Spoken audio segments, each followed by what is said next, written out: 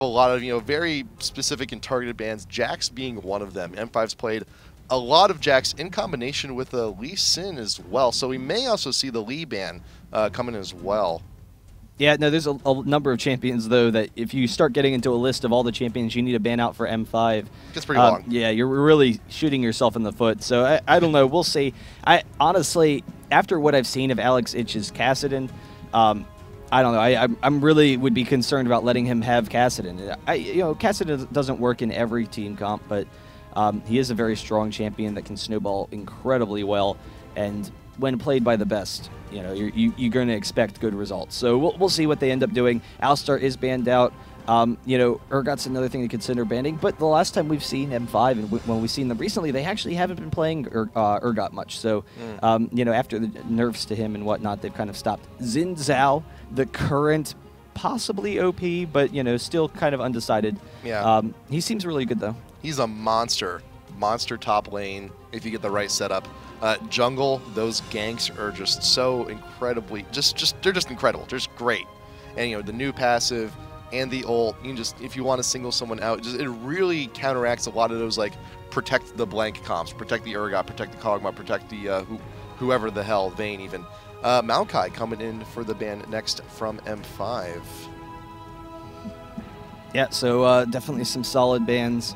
I don't know. I really don't know a lot of what Mouz is playing nowadays. I recognize some of the old champions that they would have played, like Candy Panda would play a lot of Corki and whatnot, but probably pretty standard stuff to expect them. I wouldn't really expect anything that unusual. But we'll have to see. M5 right now, they are the second pick. There are a lot of champions still open, so they could grab Nunu for Gosu Pepper. Potentially, if Mouz doesn't take him, I would hope Mouz, considers taking Nunu first pick. They could also grab, like, Sona, Malphite, any number of really strong champions right now. So I'm noticing this from all of Mouz's bans. Jax, Xin, Nocturne, these are all champs. They all have X's. Oh, no, Nocturne doesn't have an X. Sorry, I thought that's what you were noticing. That's what I thought I noticed. What all three of those champs excel at is actually jumping straight towards the back line. Yeah. For a single target on someone, someone unknowing in the back lane, like I was mentioning before, like someone like Kog'Maw or Vayne. So I'm wondering if Mouz is actually going to be going for a comp like that. And in anticipation that you do have M5, you do have the Urgot pick. Urgot being considered.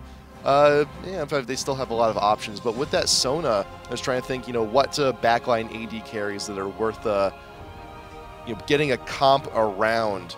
Well, could merge well with Sona. You can really run anything with Sona. She's a very versatile support. I think that M5 would probably want to consider going Ezreal here, and I don't really know whether or not Genja plays a lot of Ezreal. I haven't been able to see that, but he's very strong. I'm assuming he does. I'd have to go back and look, but. Ezreal and Sona is a very strong combo. It's a very safe lane, but it also has a lot of single target burst damage. So if you kind of deny that lane, then you're going to be very safe. You can out-harass a Sona lane, with whoever it's going to be. But they're actually going to go with Shen and Lee Sin. So two very strong champions. Shen was open, and he is an incredibly powerful champion. They don't have the opportunity to take Malphite now as a result, but we'll see. Mouz, even if they did take Malphite, M5's team is kind of built where Malphite isn't really that big of a deal right now. So they have a lot of options. If Mouz picked a Malphite, it would actually probably be a weak pick because M5 is really tanky right now. They have the shields. They have that kind of help. But then they could also run someone like Kassadin with this kind of a team lineup, someone very mobile, and then that would be an issue. I would expect Mouz is probably going to take Ezreal here. The Ezreal-Sona combo is a very strong combo. It's a pretty standard lane. And then we'll have to see who they're going to grab for the rest of their lanes. Yep. And also, the great thing about Shen and Lee Sin being picked together is it's still ambiguous. You're not sure who's going top. You're not sure who's going jungle. And M5, they can be malleable with with whatever Mouz picks. If they feel that someone may actually have a better matchup in the top lane, they can just go ahead. They can make that switch very early on here. And there you go, Malphite and Nautilus being grabbed up here from Mouz, and that is a lot of initiation in just those first three picks. Yeah, it is kind of a concern though, because Malphite and Nautilus, they are very strong picks. They're champions that can work very well as like those 2 and 3 picks, or 1 and 2, depending on your picking orders. Those are, it's a really strong team.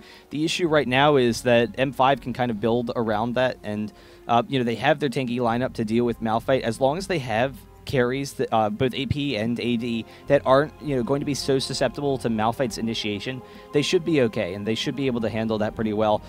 Zero would actually be pretty interesting because we've seen a lot of Zero bans recently. She is a very strong champion, but we haven't really seen a lot of play from her, so it would be exciting to see how that's going to work out. I think one of the issues that M5 is going to have to deal with is how are they going to have enough damage for Malphite, because they have kind of a low damage team right now. But as long as they can organize around the early game and win their lanes and then win the early fights, they're going to be great. But it will be the Soraka Corki going down bot lane. You're going to have all of that sustain to go ahead and try and beat out whatever poke, whatever free damage Mouz may be looking to pick up here. So there's still an AD carry to can be considered here from Mouz. And mid lane, still there, and Morgana I think would be okay. Oh, wow. You add on another layer to all of that initiation, lots and lots of AoE initiation with that Morgana if she is indeed picked here. Yeah, they're just looking to win fights extremely quickly. So with their lineup, they just have the Malphite initiation, or Nautilus forces the fight, and then they just all dive in and hope to win a fight instantly, which, I mean, it can be very strong. AoE team fight teams, or they're just very easy to run, to be honest. And that's actually, it's a great team to run against a more experienced team when you're kind of a newer team, because you can win team fights, and if you win the team fights, then it's over. You just win the game. But you do have an issue where later in the game, oh, wow. Oh, my God. So they're going full-on initiation versus M5, and the Ashe pick is actually a really strong pick with their team because not only can Ashe play defensively in lane, but they have just so much initiation and so much CC, and their plan is just to AoE the heck out of M5 right now. So if M5 can break up in fights, though,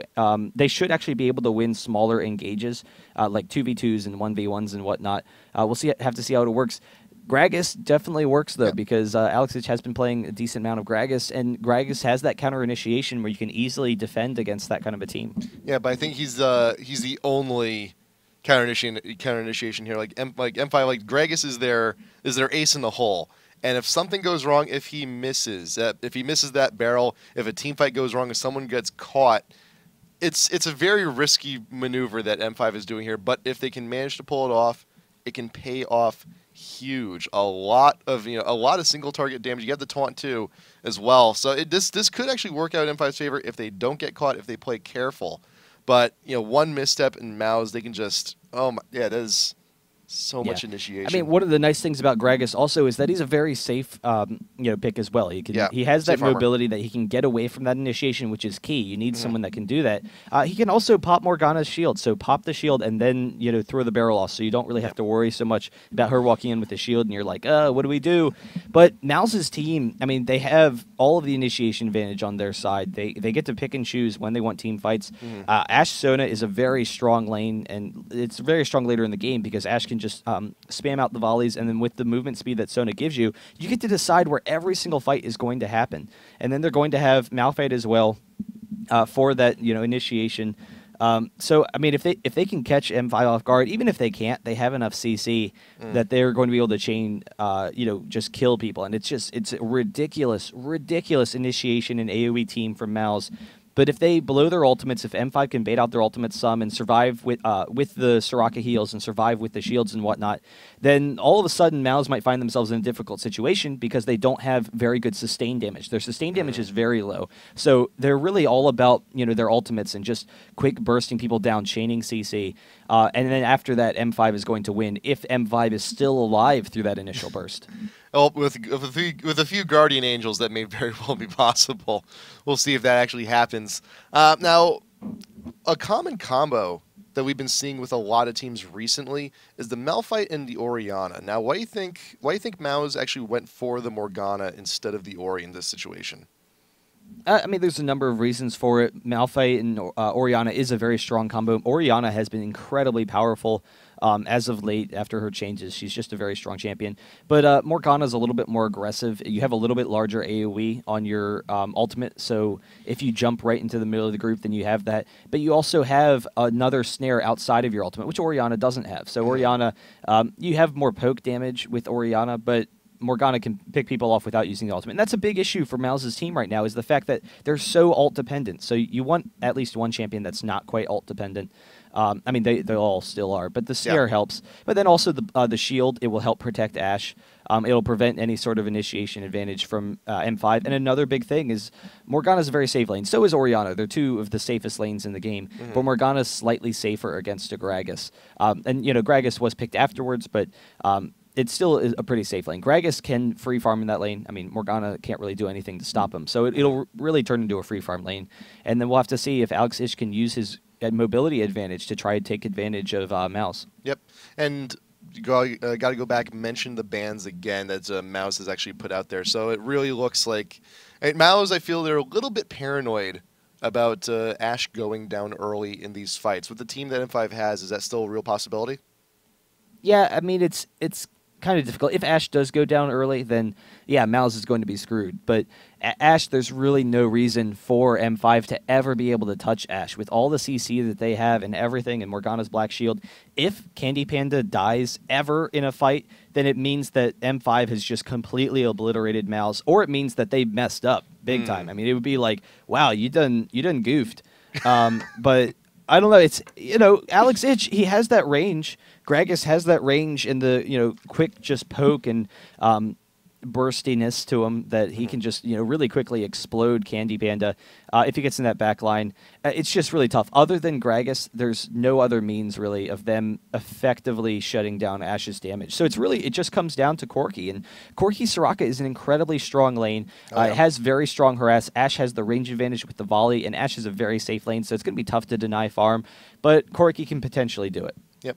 And then we mentioned also before you had the Lee Sin and Shen, the first two picks for M5. It is ambiguous, but they decided to go ahead and throw the Shen top lane, keep Lee Sin into jungle. So let's talk a little bit. How does the Shen Malphite matchup actually work out?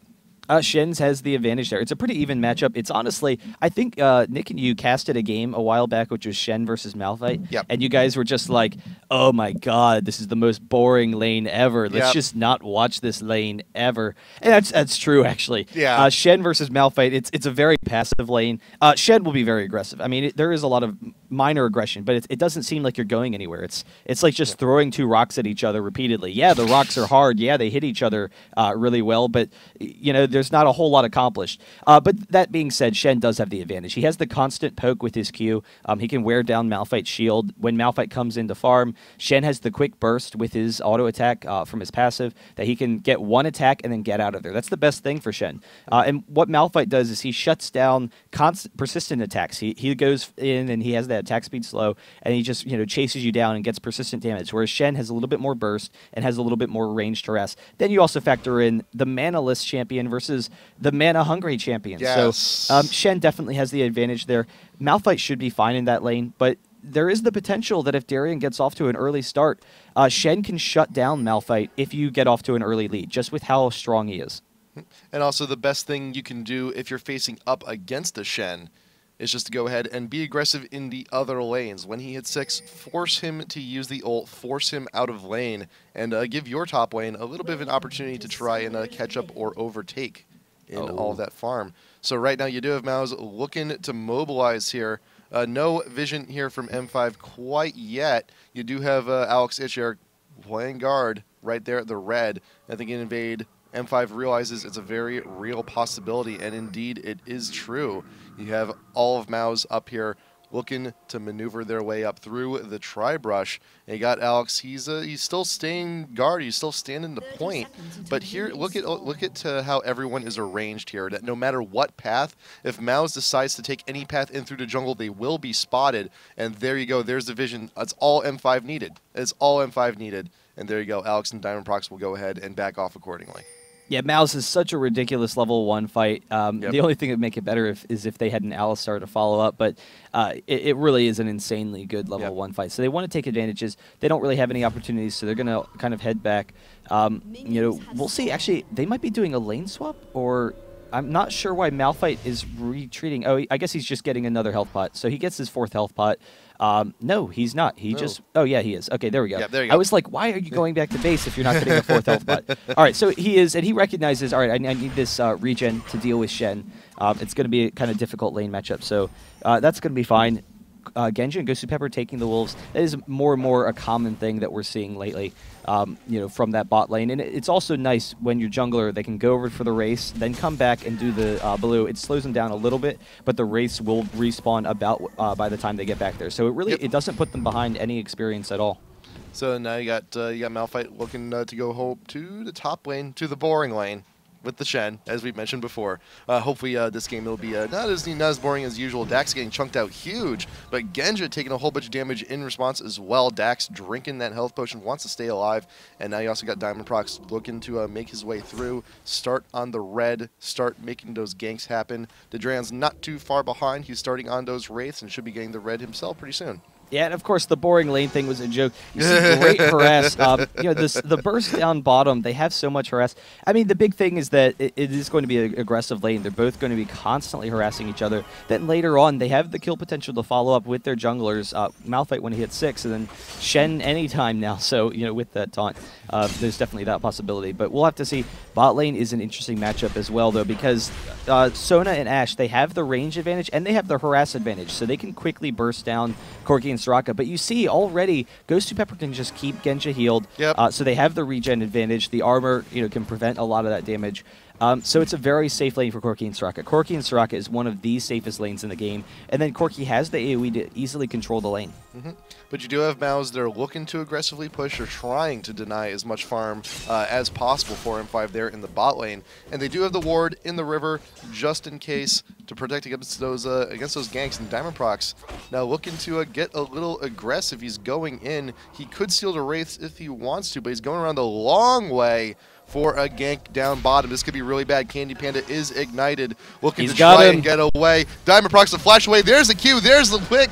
The summoner heal being used. No, first blood will be going to Diamond Prox. Yeah, really nice setup from bottom lane. And Ashe just being a little careless there. Gosu Pepper just diving right after him and was just like, all right, here's an ignite, a couple of bananas, and there you go. They're able to pick up the kill. Nautilus, he does recognize that Lee Sin is bot, though, so he's going to be coming in the mid lane. The snare from Moma, but there's the hook from Dedreon, turning it around on Alex Ich, and then the flash. He is going to go down. Not what you like to see, but, all right, if you're a Mal's fan, then definitely what you like to see. But yeah, so it is kind of interesting that Gragas was looking to be so aggressive, and I don't know, just the body slam into Morgana, trying to harass down Momo a little bit. There's not really a lot you can do. I mean, you're not going to harass down a Morgana lane really effectively at this point in the game. All you're going to do is farm. So there wasn't really a big win factor for Alex Ich. There wasn't like a situation where he's like, yeah, I'm going to get a kill on Morgana.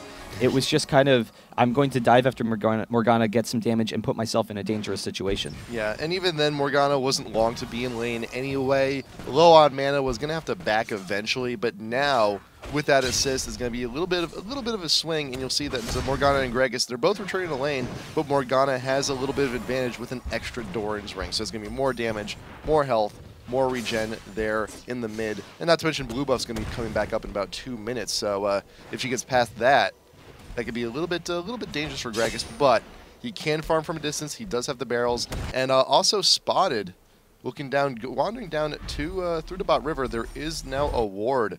This river's pretty well warded down bot lane. Actually, all over for M5. You cannot step foot in the water without being spotted by M5 at this point. Yeah, no, it's definitely some strong ward coverage, and they recognize with the CC that Mouz has right now, they can take some advantages if they're able to pick any of them off, particularly with Nautilus and how aggressive he can be as a jungler. So you want to shut down that early aggression.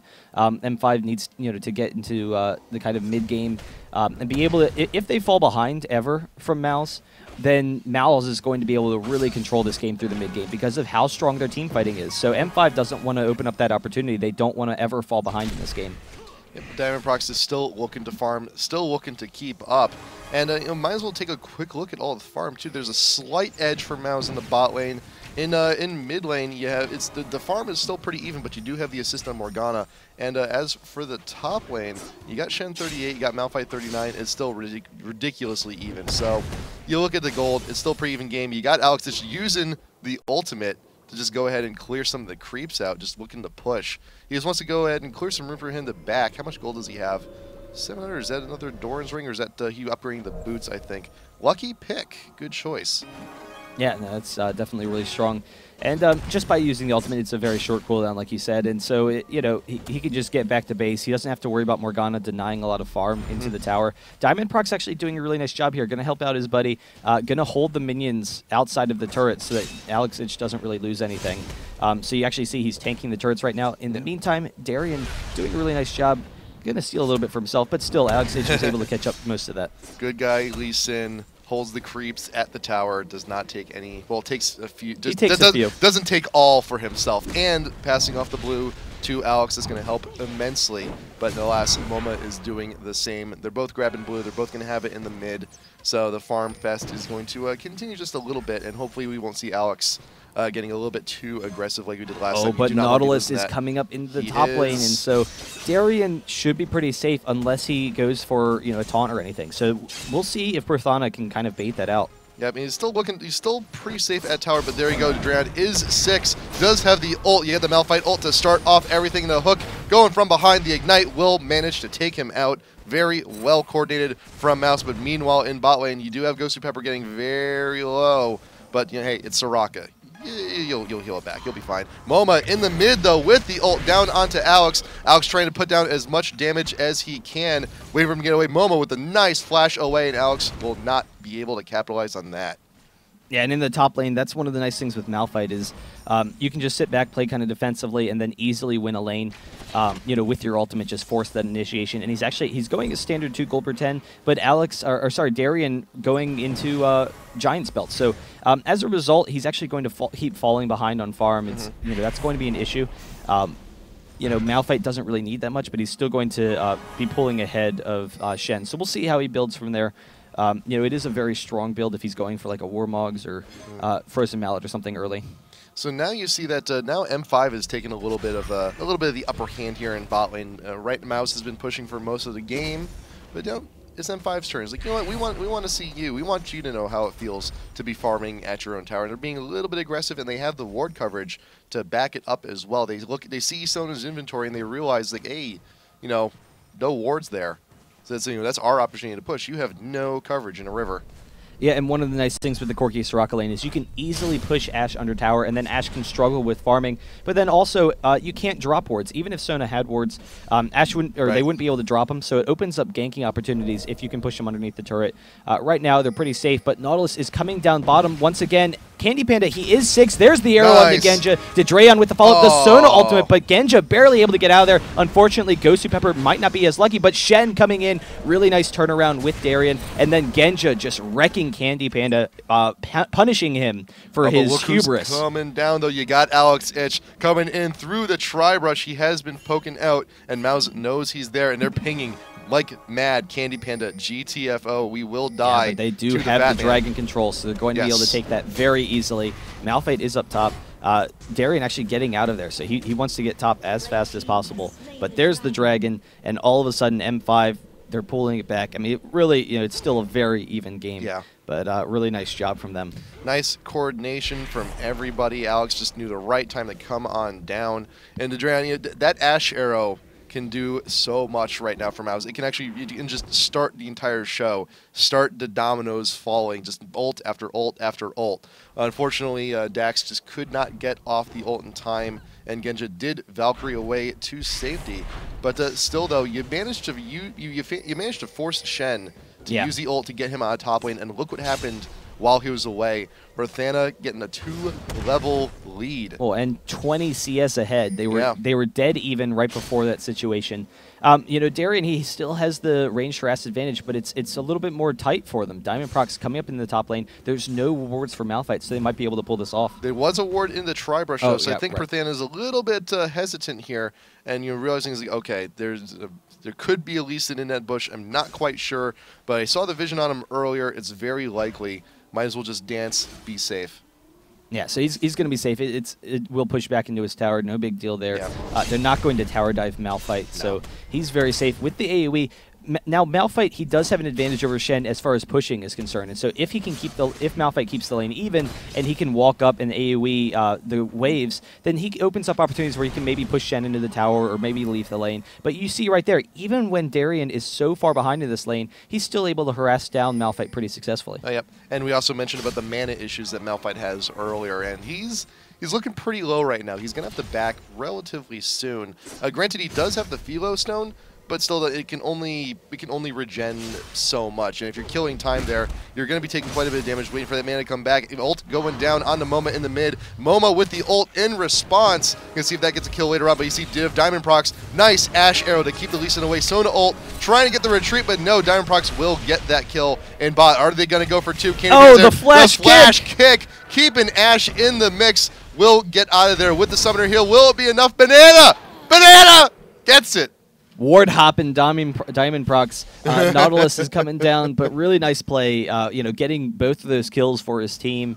That's absolutely huge. And M5, they need to have an early game advantage with this team because they need to be able to stall off for the later in the game. And once they're tanky enough where they can survive through some of these ultimates, they're going to be fine. Yeah. Greg, he's already got a... He's already got some MR for himself, and then Shen as well is incredibly tanky. So, you know, if Darian does go with that Warmogs build, it's going to be difficult for Mouz to take him down. Even with all their ultimates combo, they're just not going to have enough damage, and then maybe M5 can turn it around against them. Yeah, and M5, they can build tanky, but still dish out the pain. Like Alex, that Negatron Cloak could go into an Abyssal, making him even immensely more effective in these team fights. Darian, he's got that. He can be going into the wit's end. His attack speed is going to be that much higher, dealing out all that extra damage. And not to mention, you just got Genja looking for that Trinity, and you got Diamond procs. What's he looking for? I think he's just going for objective stuff. I think that Ruby Crystal may eventually go into an Aegis. Oh, Genja! But Dax walking right through into the bush, and Genja, even though he's exhausted,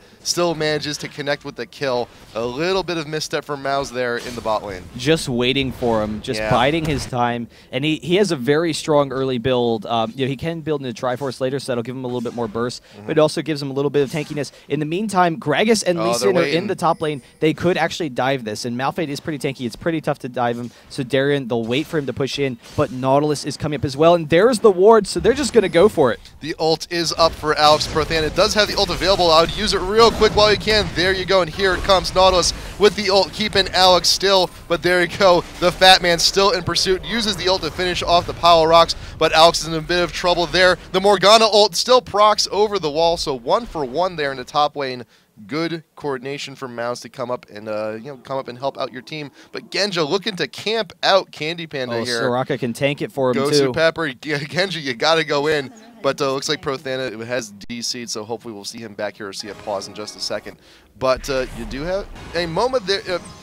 Mouz, they're wherever they need to be, and the ults. You know, the initiation is there in pinches, but they're using it defensively. Malphite using his ult to keep everyone, to try and, turn around a dive. You got Sona, you got Dax using the ults defensively to run away. Like, the only person that's really using, Morgana even then, waits for Alex to actually engage. The only one who's being offensive with the ults is Candy Panda. But you got Moma here, does not have the ult, but trying to get the bind, trying to get the kill on Genja. The tower should get that kill. Moma will get the credit for it. So still 1 for 1 down bot lane. Yeah, no, I mean, it was a nice play from Genja. He recognized, all right, we're going down. We messed up. We needed a ward out there. Hey, Ghost Pepper, where's my wards? But they're able to just abuse that bottom lane. And despite the even exchange in the top lane, bot lane is all over basically. M5 is just really putting on a lot of pressure. And the Dorans and Phage is a very early build. Ghost Pepper getting bound. He's actually going to go down. Nice. They're able to pick him up underneath that turret. Really nice play there. So that can be huge if they can continue to push themselves back into the lane. But the damage that Genja has and just how he's pursuing it, he's just really putting on a lot of pressure on Ashe right now.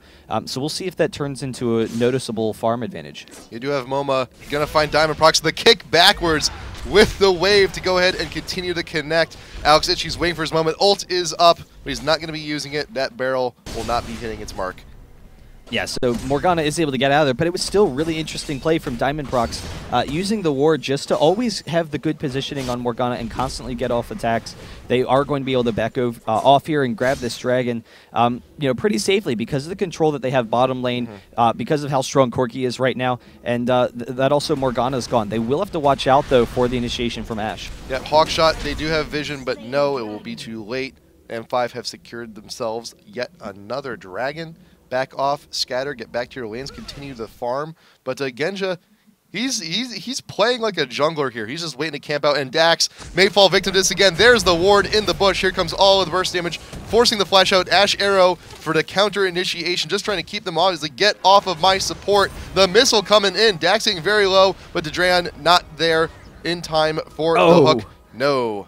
Yeah, Gosu Pepper, I don't even know if you could say he dodged that hook because it just, Dedrayan didn't have the angle, so wasn't able to get it off. Yeah. But they're just really putting on the pressure right now. And again, it's a strong early game build. It opens up opportunities for the rest of their lanes. There can be more focus on top lane. Nautilus is still sitting bot, and he probably will sit bot more often now just to make sure that Candy Panda and Dax don't fall behind. But as a result, top lane is kind of neglected, and Lee Sin can focus on top and mid.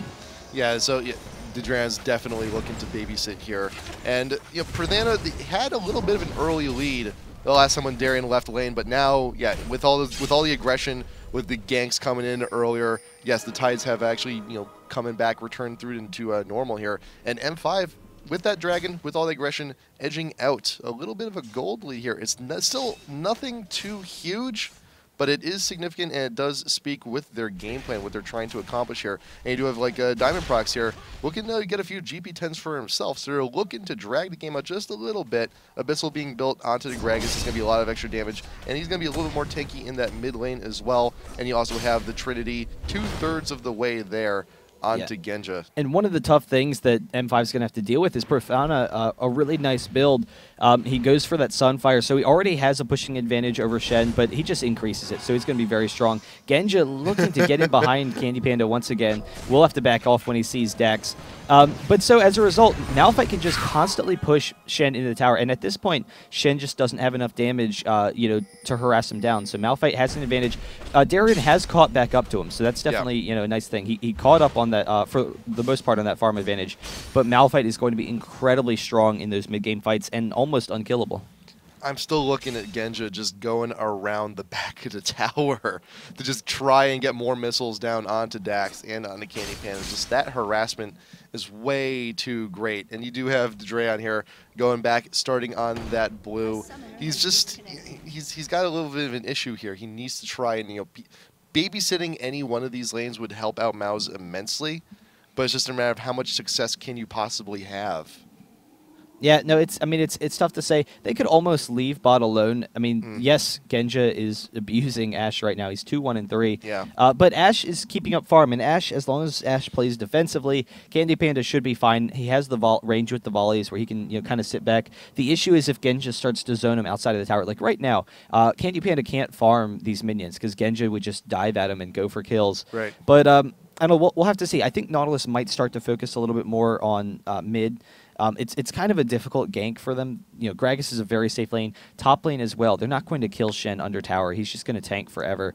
So I think for the most part, Nautilus is comfortable with just sitting back and farming and letting them continue into that mid game because they recognize there's not going to be a lot of kill opportunities for them. Bot lane's really their best shot. So, it's fine for him to sit bot. Yeah. We will see, though, Alex Ich is making his way down bot. I'm not sure if that mid-river ward caught him. As he was coming up here, I'm not sure the path exactly he took, but I'm assuming he was spotted. I don't really see how he could have not been spotted. So they do recognize he's there. As a result, they're sitting back very defensively, so they will be fine. Yeah, and even then, if he probably more likely get spotted, whichever path he took, either through the river or from the road to the side of the tower. And he'd also be going in looking to steal those wraiths as well, because both champs in mid are actually very very well off if you go for the frequent wraith steals. And also looking at some of the builds here that are continuing to develop. You do have the Hourglass on Moma, which could be an incredible tool for all that initiation. A great follow-up, and hey, invincibility for a few seconds. That's pretty good. Yeah, no, it's definitely very strong. We'll have to see. It's all going to come down to the fights, really. And again, it's that AoE initiation and the fact that Mouz gets to pick and choose every single fight. Like, if they don't want to fight, then M5 can't do anything about it. So if they can pick M5 off, then that's it. Like they're just going to crush, and the game will be over. But M5, they do have a little bit more of a split push potential with Shen, so they can do that as well. And then they're also going to be incredibly tanky and very mobile. So if they can dodge some of these ultimates, bait them out, Corki can get out of there, Gragas can get out of there. Every single one of them, except for Soraka, it will be difficult for them to caught. What? Soraka's not important. Yeah, well, I mean, they need her heals, but it'll be difficult for them to get caught. So if they can just bait out the ultimates and not die to them, then they're going to be able to turn it around with better sustained damage. Gragas can, shut down Ashe a decent amount with his attack speed slow. She has to play defensively. They won't be able to pick her off, but she will play defensively as a result. Yeah, I joke, but actually Soraka is a very vital part of what M5 is trying to do, because remember, Mouz's main damage dealer, or what at least their hope is, a lot of that damage is going to be coming in from Ashe, and whoever is the target on that heal, whoever's being focused down, is going to benefit greatly from all of that extra armor coming in.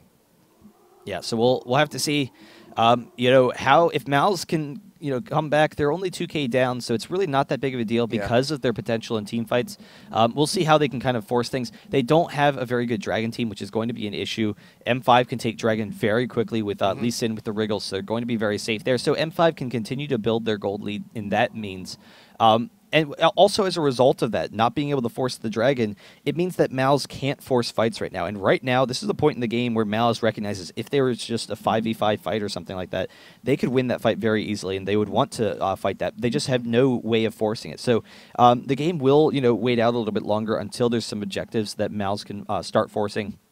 If maybe they were a little bit stronger in one of the lanes, they could consider pushing a tower and then using that to snowball the rest of the game, and that would be huge. Top lane is kind of low, so they do, kind of have that option where they could, if they're constantly pushing Darien into the tower, they could maybe try and take that tower really quickly with Malphite and then use it to snowball for fights around the map. Yep, I'm a little surprised that we haven't seen an Oracles be purchased for Nautilus, because the ward coverage from M5 has just been impeccable.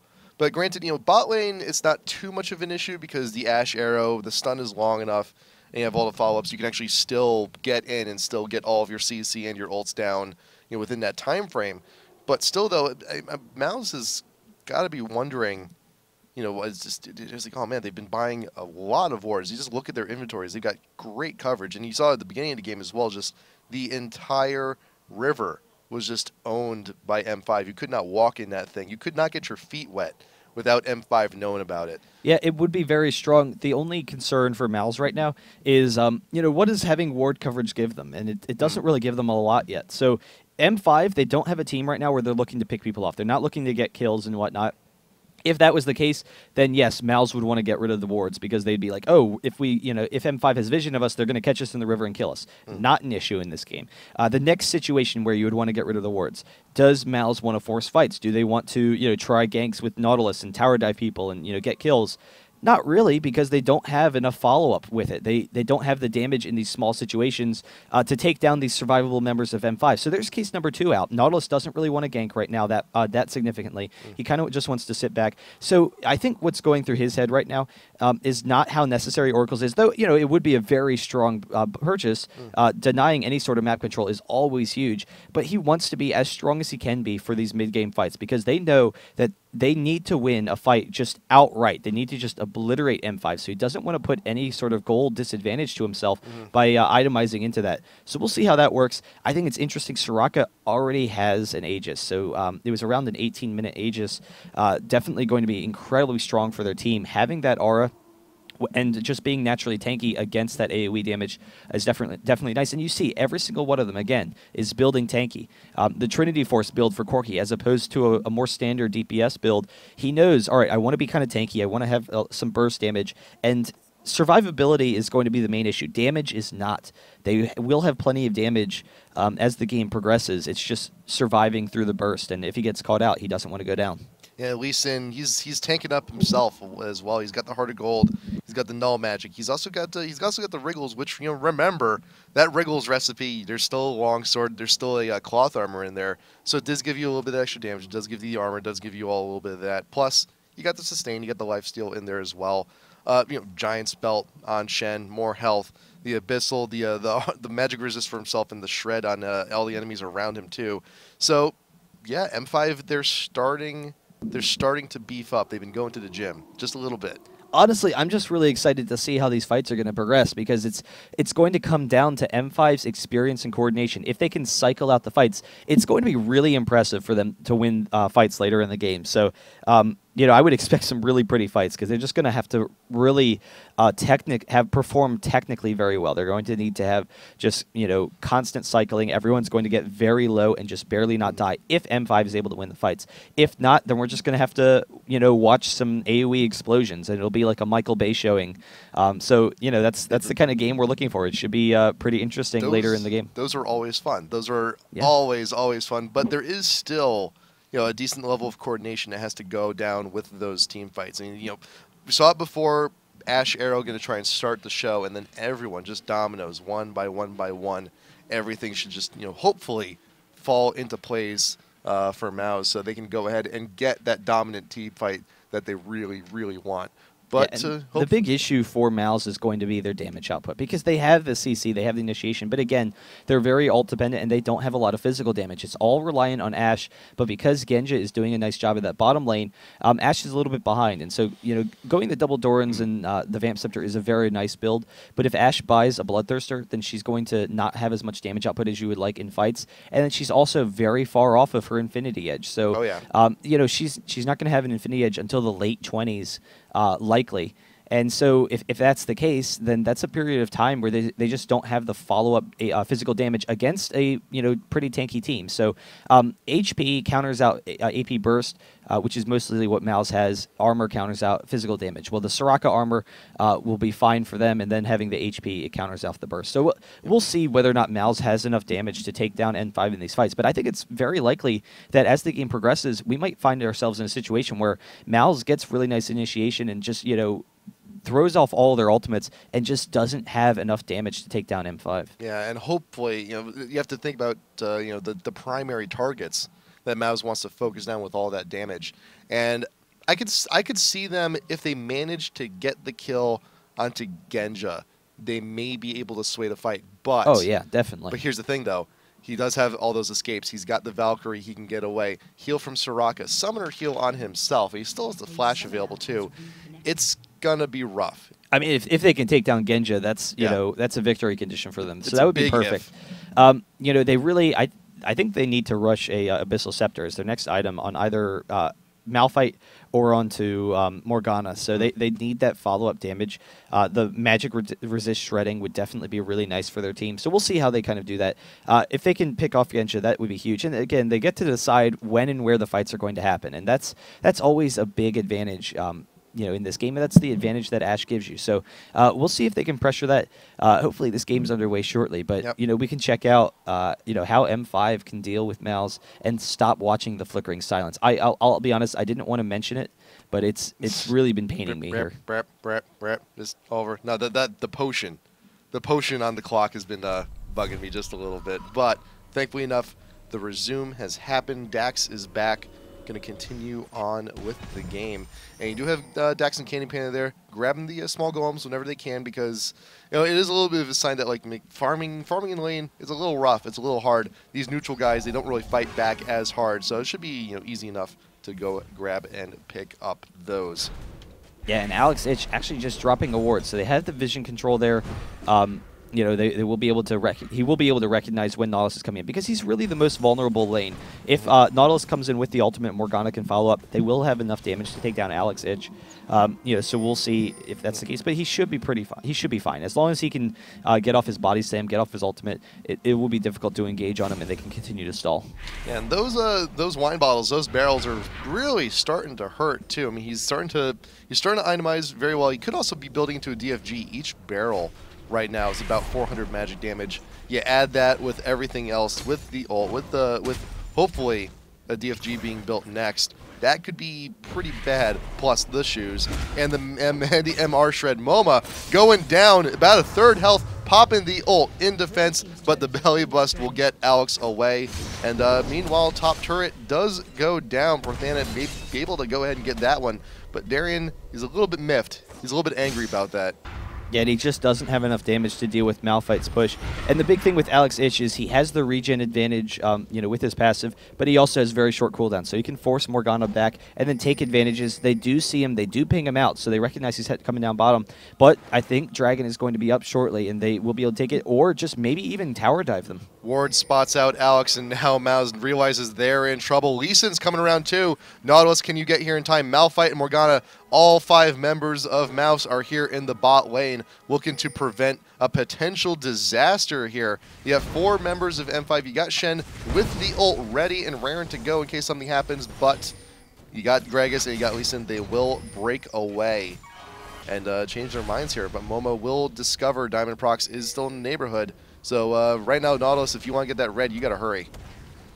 Yeah, so they will be able to pick that up pretty easily. The big thing is that it's going to be so tough for Diamond Prox to steal. It would be almost an impossible steal. He's just going to get himself killed. So he will back off. It does give Shen some farming time up top. Get some stacks on that Warmog. He's going to be almost unkillable as a result. That's going to be a serious issue for them. Shen is a big concern if Mouz, if he's forcing the fight and right up front, that they're going to have enough damage to deal with him. And remember, Shen does scale stuff off of health, namely his passive, so it's going to be a lot of extra damage being dealt for him. Good for him. Good, it's always good to have a guy like that getting extra damage, getting tanky, staying in those fights. Yeah, so we'll see how they can pursue it. I think Dragon should be up shortly. So there's the ping going down from Mouz.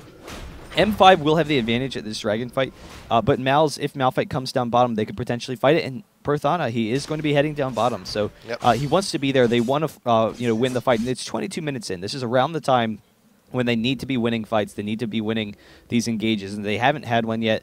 Diamond Prox has the Oracle, so he's able to clear out a little bit, but we'll see if they force the fight mid, because Candy Panda has the arrow. There it goes on the Gragas. It does miss. Alex Ich is fine, so they're able to back off safely. Level 2 on the Ash arrow is going to be a minute and a half before it comes back up, but it looks like M5 is more than happy to trade a tower for the Dragon. Gonna be a nice little even trade, but you do have Gragas getting some extra damage. In the meantime, it's like, hey, if you're gonna be grabbing this tower, it's not gonna be for free. You're gonna hurt a little bit, but you do have the Dragon being taken by M5, and you still have Shen pushing. Darian should actually grab that tower. So in the end, it's gonna be a net gain for M5 here. Dragon in a tower for a tower. Yeah, that's definitely the case. But Mouz, they want to push down early towers, so that's going to be huge for them. To Drayon coming down bottom, but they will be able to chase him. Diamond Prox actually kicking him into the wall. He gets trapped on the wall for a second. Wow, that was really unusual. But Genja with the follow-up. They have plenty of damage, but there's the ultimate from Drayon. They should be able to back off. Still a nice damage exchange for them there. But Nautilus getting stuck on the wall. Diamond Prox, I can't imagine that he expected that to happen. But hey, if he did, then that is pro. Like, that's what you always talk about. It's cool with games when you have bugs that can impact the gameplay. If you can reproduce them, I'm assuming that's not that easily reproducible. Like, I'm sure Diamond Prox can't just do that on command. You do have Moma here, not too far behind, but will not get the engage he wants. But yeah, with knockback things like Lee Sin's ultimate, like things like Alistar's headbutt, if you meet up with someone and if they're impact with a wall, for the duration of the travel time that's supposed to happen, it actually just translates into a hard stun. They just kind of stand there for the duration of however far the knockback was going to be. So yeah, in a situation like that, Dragon's Rage does in fact turn into a hard stun to Drayon, but unfortunately M5 could not capitalize on that. Alex Ich is going to meet himself in the middle of a 3-man gank, is trying to evade as many ults and as much CC as he can, but unfortunately he can only do so much. Lots of great jukes and is able to get away from things like the Malphite ult, but in the end though, it is a 3v1 situation. Alex Ich is merely mortal after all. He's a mere man.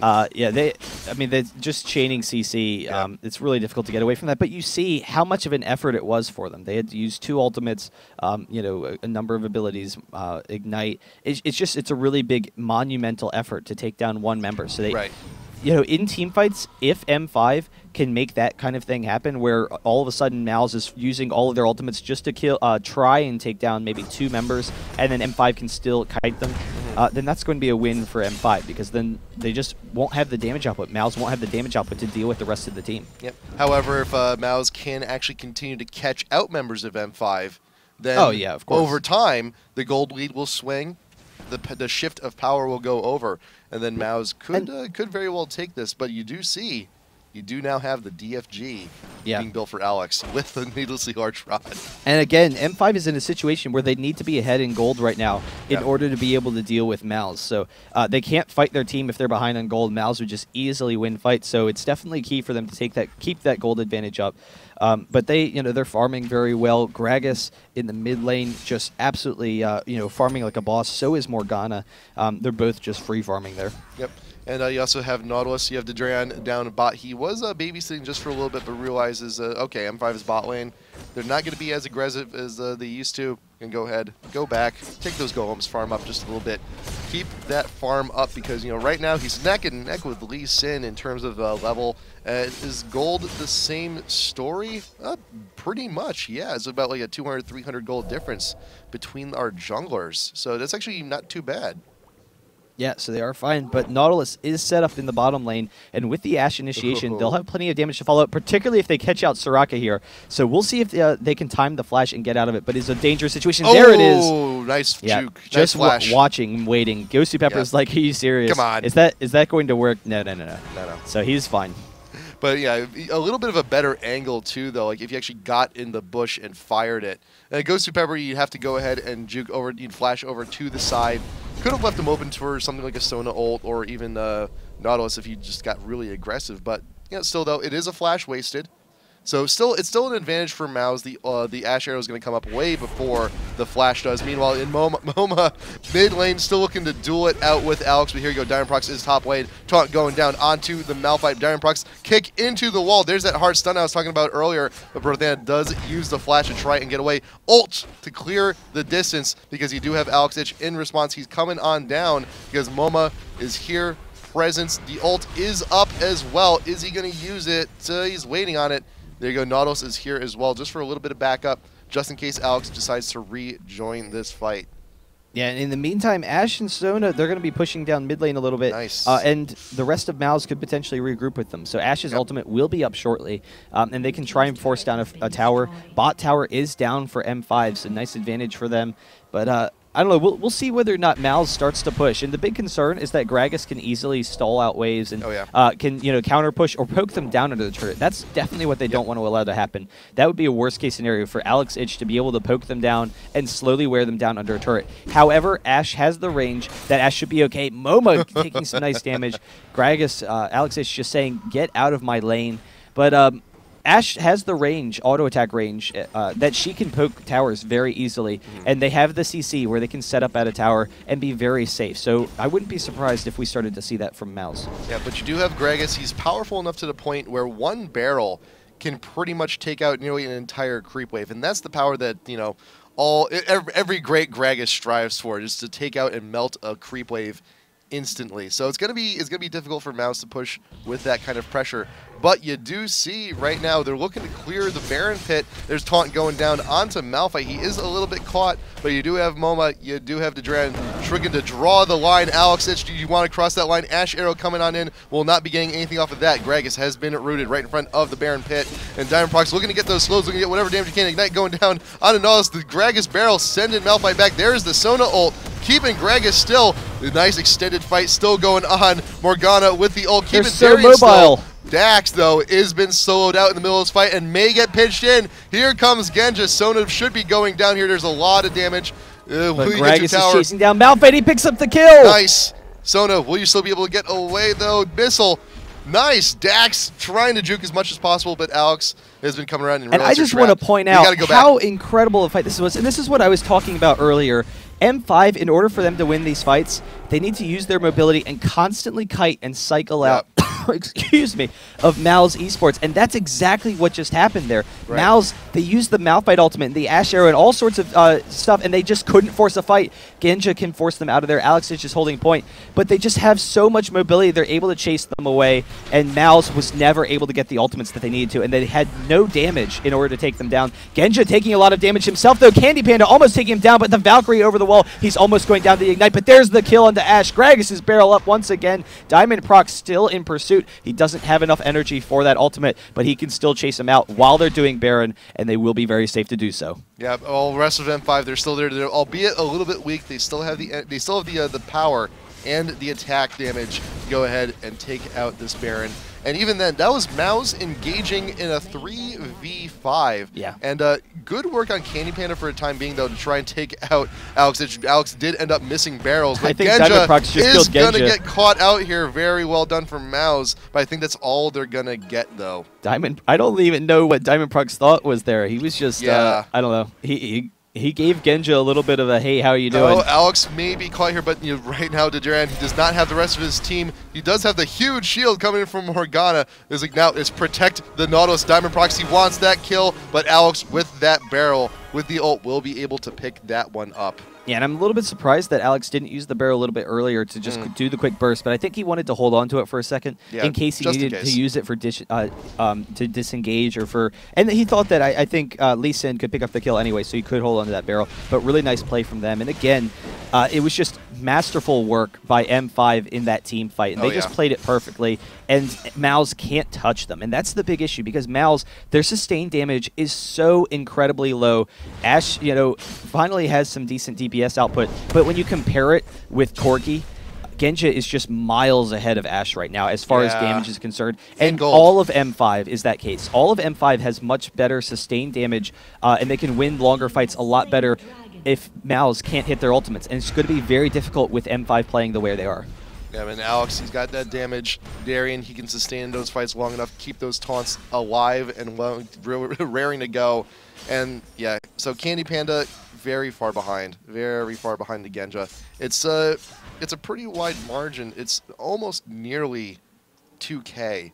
And let's just look at Genja. You got the but Infinity Corki and Lee Sin are sitting bot lane. They want to go in for it. The Valkyrie in from Genja, and Candy Panda is taking a lot of damage very quickly. The kick in, the Ashe arrow misses. Wow. That's a projectile error. It's been happening a lot recently. Yeah. But Morgana is coming in for the follow-up. The bind isn't able to hit Diamond Prox. Will back off. Shen, in the meantime, dueling it off with Profana in the top lane. Just again, constantly pushing into him. Yeah, I'll go back later after this is all done and take a look at that Ashe arrow, because that was, that's what I just want to confirm that was indeed what happened. Get that bug report sent in. Diamond Prox does get hooked by the Dram, but look at that, one shot from Corki deals that much damage to Nautilus. Just imagine damage in a sustained but the fight. Valkyrie in from Genja. He's trying to pick up the kill. Candy Panda going down very quickly, even through the Sona ultimate. The Gragas barrel picking up the double kill. Really nice job from M5. Wow. That's it. Yeah, that's just pretty much all the damage. That's all the damage that M5 has available to them in quick bursts, and it's just way too much for Mouz to deal with at this point in time. Perthana, here you go. You got the Shen, and you have the Soraka to help. Just star call. You're just keeping him busy. Gosu Pepper, he does not care at the moment though, but Nautilus is here to help out with that kill, and Darian's it was just killing time for Shen to plug away at the tower. But look what's going on in the meantime though. You have two members of M5 down bot. You got Alex still pushing in the mid. It's like they're still in the laning phase here. They're still just pushing, taking their appropriate lanes. Like, they're very close to getting that bot turret though. Oh yeah. Morgana coming down, but Genja has plenty of damage with the red buff. It would be very difficult for Moment to engage this. Yeah. So they will be fine. Oh, I am kind of surprised though. Oh wow. Dadrian getting caught out. Darian going to be able to chase him down. There's the Gragas barrel picking that up. There you go. I am kind of surprised that Gosu Pepper was, damaging Malphite underneath the turret because it opened up opportunities. But Moma flashing in. Can he pick up the kill into Genja? He's very low. The bind, it does hit, and so he's still chasing him down, but just not enough damage. Yeah, I was waiting for the cooldowns there. Then the Shen ult just in case. You still got it available, and Genja will manage to get out of that one. Great, that was a fantastic engage for Momo, but that's the best you're going to get, I think, at this point in the game. Baron buff is now gone. There's still possibility here, but right now M5, they have a little bit too much damage here. Alex still trying to get away, but you got Candy Panda. Those slows are coming in. It's going to be very hard for him to get away. Not quite sure why that bind didn't hit either. There's the barrel to try and disengage. Flash over the wall, and the belly slam to just keep the distance. Absolutely astounding how much effort Mouz has to put into getting these kills, and they still can't pick them up. A chance to get these kills. Yeah, Alex is still able to get out of there, and they have so much mobility, which is what they've been using the entire game. So it's just very difficult. Here you go. There's GA starts of the GA number 1. No, if they get GAs, it's over. GA number 2. They've already got 2. Yeah, because it's against an all AoE team, and Mouz doesn't have very good sustained damage. if M5 picks up a number of GAs, it's over. And like there's just not anything that Mouz will be able to do in these fights. But they still have excellent initiation, excellent AoE. If they can pick off Genja, they can win any situation. And if they can, force a fight where M5 is all kind of stuck together, they should be fine. You look at Darien. Like he's going at Mogs with a Trinity. He's that far ahead. He has that much farm. He has that much gold. He can afford to do something like that. And now, what character that you usually see in a tank role, he's actually dishing out quite a fair amount of damage, getting his split push on and forcing that creep wave. Diamond Prox, they used the Ash Arrow. He was hit with the bind. He was in the middle of the entire team, and he still took minimal damage. I mean, he was fine. He had to use his ultimate to get out of there. I think Dax unfortunately DCing again. So M5 going to stay. Nope, Ghost Pepper. He's going in for it. He wants the kill. He's bloodthirsty. Yeah. So Dax DC'd in the middle there. So we're probably just going to wait for him to come on back here. But there you go. That was quick. Quicker than last time. I like that. But still, though, he's in a very, very very bad predicament here. Ghost Pepper's going to be like, what? You reconnected. I'm going for the kill.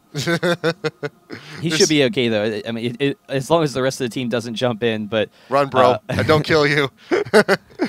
Run, Dax. Run. You can do it. Get out of there. Okay. Better run. It's still, faster than my bananas. Still got the bananas. Candy Panda. There you go with the one combo from Alex. Not even connecting with the full combo, but in combination with that DFG. Which, since he has so much AP right now, DFG does near half magic damage. Yeah, no, it's That's absolutely ridiculous. insane. We'll see, though, they are setting up, maybe trying to pick someone off. And because they know that they can't really force a fight themselves, they need to catch people by surprise. They do have a couple of the members under mid.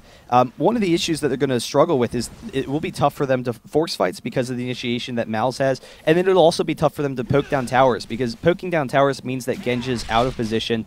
The rest of them, they're all melee. So Darien could maybe poke the towers a little bit.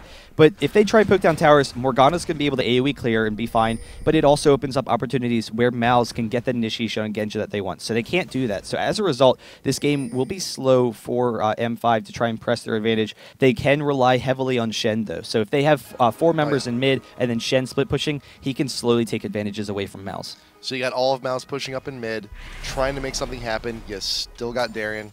And Gragas is top, though, so this is an opportunity for them. They can take this mid tower very easily. But they need to do it very quickly, though. Candy Panda is on the back line, and you do have Corky laying in wait. Ash is a little bit exposed. Tower does go down. Oh, Arrow not going to be hitting anything there. It's just a matter of can Mouz actually capitalize on this. They're a little bit sandwiched. Diamond Prox going to be the first one to go in, and Genja trying to pile down as much damage as he can down onto the Malphite. Dax is a little bit out of position. There comes the Malphite ult. Going to be keeping up Genja, and there is Morgana with the Hourglass. Alex will actually get away from the second part of the bind and get that kill down onto Candy Panda. Now Mouz is a little bit exposed. They do not have their AD with them. Shutdown coming in from Shen onto Morgana. Nautilus away from the team. Sona away from the team. And M5, they can just go ahead and poke down whatever they can. Diamond Prox, he's going in. He wants that kill. He has the kick. He's got it. He does have the Meteon. Come on. Something. Go! Yeah, so they're able to pick that up. The Dreon trying to get out of there. He will use his hooks to get back, but Alex Itch with the follow-up slow. Once Genja gets the Valkyrie, he should be able to chase him down. But there's the barrel coming back. Darien can get the taunt as well. He does go down very quickly. And that last fight was absolutely hysterical for M5 because Genja was in the middle of their team the entire fight. And he was just standing up there brazenly attacking them. Malphite ulted him, and they were just like, yeah, dude, you don't have enough damage to take me down. So he was just sitting in the middle of their team, didn't go down. They were missing a number of their abilities just because of the mobility that M5 has. It can be difficult to set that up. They are able to take down some turrets. They have enough time, though. They want to try and get as much damage as they can on these turrets. Darien's fine in the top lane, and then mid is going to go down very quickly because they're focusing on top. Yep, and when M5 disengages here, nice the flash away from that arrow. Very well done. But this is what they needed. They needed the turret to go down so they can push later. They grab it, and then they can disengage. Hey, they can maybe even 2v3 them while their ultimates are down. Diamond Morgana's is almost up, and Malphite's is. Nice bind down onto Genja. He will Valkyrie away to safety. Diamond Proxy is on his own, but look, Alex is still trapped in the base. He still hasn't left it. He's just looking for a good escape option for Thana with the ult bind coming up from MoMA, but But there you go. There's the GA. Now what are you going to do now? Everyone, the rest of M5 is here to help cover their fallen member as he revives. The Drayon with the hooks, trying to make something happen, but there you go, Diamondprox with the follow-up, getting the slow onto most of Mouz. Bindings still looking to find their mark, but right now Mouz has been pushed back in their own base, and M5 has enough time to clear and get rid of that mid inhib. Yeah, by poking down Candy Panda, Candy Panda's a little bit too low to deal the damage that they need, and the rest of the team doesn't have enough damage, so they know they can't fight them at the inhibitor. As a result, they lose one, almost two inhibitors. Genja trying to get those last couple of procs, but Lee Sin, Diamondprox jumping right in the middle of the enemy team is rooted, but again, they just can't even touch him. So there it is, the Gragas initiation just barreling them away, but they can't force the fight. Diamondprox getting pretty low, gets the kick away on Drayon, but they don't have the great initiation that they want. Oh, Genja does get hooked. Shen ult going down on him just for the extra protection. Ash Arrow is back up right into Alex Itch's face, and Dax is still having connection issues trying to rejoin this game. But Candy Panda out there, out in front, trying to deal as much damage as possible, but it's a very, very risky move to be out in front. And there you go, like a one errant Q from Lee Sin could nearly take out Ash at this point, but Drayon goes back up to the front line. Valkyrie over the wall from Corki. Diamondprox shielding over to Gosu Pepper just to get to safety. Ward's going down as well, just so they know how many members of Mouz are in pursuit and where. But look, you still have Alex in top lane. You still have Genja here in top lane. Oh, he's going for it. Genja. Genja, you can do it. This entire game is like elementary school antics for M5 right now. It's like when you know, high five, too slow, and you just keep on pulling away at the last second. That's what M5's doing. They're just, you know, taunting Mouz the entire game. It's not like they're, you know, making fun of them. Clearly, it's, you know, they would obviously respect all their opponents, but it's just that's the kind of style that the team that they have is. They have that kind of, you know, kitey team, that high mobility team versus the AoE initiation. So that's how the fights are run. They get another dragon. They have a 14k gold advantage now. They can just continue pushing. Mouz, they need to force something really big soon. They need to just win a fight outright. And it's difficult with the way M5's playing in these fights. They just don't have those opportunities. Yep, and like we were mentioning before, you know, very often throughout the game, Mouz, they have to blow a lot of cooldowns just to make an attempt on someone in M5. And during those last fights, like, okay, they finally got it on the Gragas, and he's got a Guardian Angel. Start over. Yeah. It's rough. It sucks. Prothana being caught out there by Darien, but there you go. There's also a little bit of dispute over the blue buff. Diamondprox wants it, but Drayon's trying to say no. Malphite coming on back around. Shen is still there for the guard. Nice kick from Diamondprox. Oh, Gragas is split, though. He's all the way on the other side of the team. Body slamming right into the middle of them. He will go down very quickly. The Morgana ultimate. He's actually not dying. Finally, he does go down. But Diamondprox is chasing down Candy Panda. So Candy Panda way out of position. Oh! There's the taunt from Darien, able to pick him up. And Genja is ready to clean house. He will pick up one kill. He's going for his second one onto Drayon. The taunt once again from Darien. They're able to grab this. Diamondprox coming in, gets the flash, gets the slow to Drayon with the hook out, but they are all very low. One last taunt and a couple more rockets, and they should be able to grab it. Nice. There's the kill, and now there's 3 members down. They'll be able to take this. They'll be able to push the Nexus. Momo almost going down. Genja just forcing them out. Oh, wow. All those crits coming from Corki. Those hurt. And I'm sure, you know, Momo right now is just like, oh, I wish I had my ult. It would have been so nice to have. But unfortunately, that is not the case. And, you know, again, you see the Guardian Angel in effect this time onto Diamondprox. Like, hey, you finally got me.